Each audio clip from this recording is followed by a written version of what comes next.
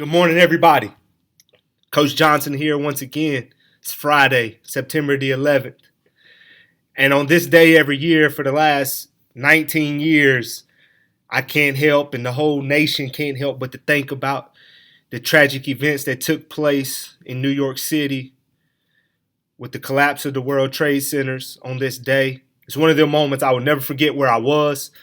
I was sitting in my eighth grade math class, algebra, with Coach Jones, and it was like a panic in the hallway, and people were like, turn on your TVs, look what's going on. At the time, I didn't understand what was happening. I really didn't. I knew it was serious by the way the adults in the school were acting, and the way some were crying and just very nervous. It was a nervous feeling, scared feeling throughout the building. So on today, we remember those that lost their lives, the first responders, the individuals working, all the individuals who lost their lives on that day, the heroes of that day, the ones who stepped up, did their jobs, lost their lives trying to do their jobs. It was just a horrific moment in our history. But it was also a moment where that was the first time I seen America actually come together. It was everybody was standing as one, as a people. And, I think that's something to be said for the way things are right now, where everything seems so divided.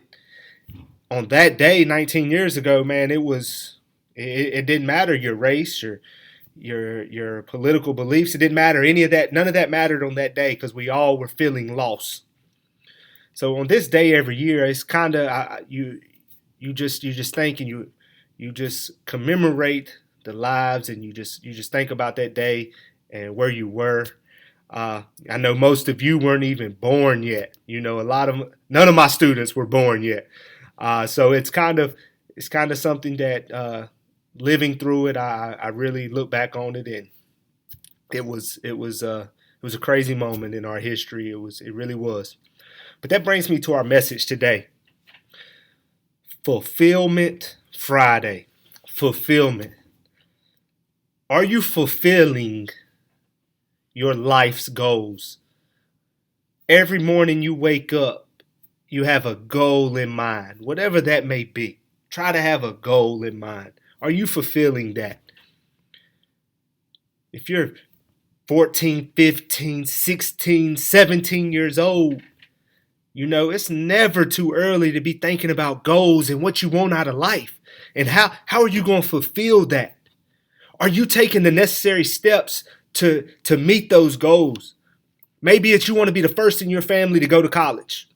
What are you doing differently that nobody else in your family did? Or are you doing the same things and expecting a different outcome? How are you fulfilling the desires you have to be a better you? How are you doing that? As a teacher, every day I got to force myself to be a better teacher, better educator, a better communicator.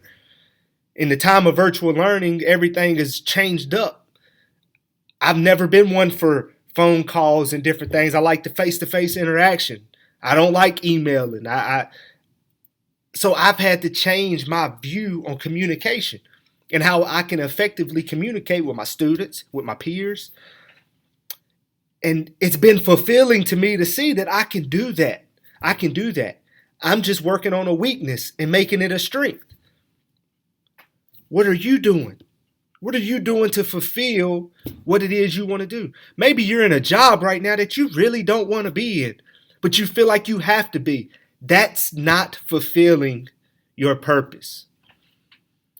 When you wake up in the morning and you dread doing what you're about to have to do, maybe you need to rethink what it is you're doing at that moment. We talked about our why. How are you fulfilling your why? How are you getting to that point to where you are doing exactly what you feel like you need to be doing, and you're feeling like you're blessed in that moment? A lot of times we settle, we get complacent. And students, teachers, anybody watching this, when you start settling and becoming complacent, you're no longer trying to fulfill what it is you've set out to do in this life. Yes, the road to get to where you want to be may be harder than some other individuals, but you can still get to where you want to be in life. Hard work, perseverance, fulfill what it is you want out of life. And like I tell you, every message that I give, that I speak from experience, or I speak things that I need to hear personally. What are we doing? Are you fulfilling your purpose? If you don't know your purpose, reflect, think on it. What do you want to get out of this life? What is it you really want?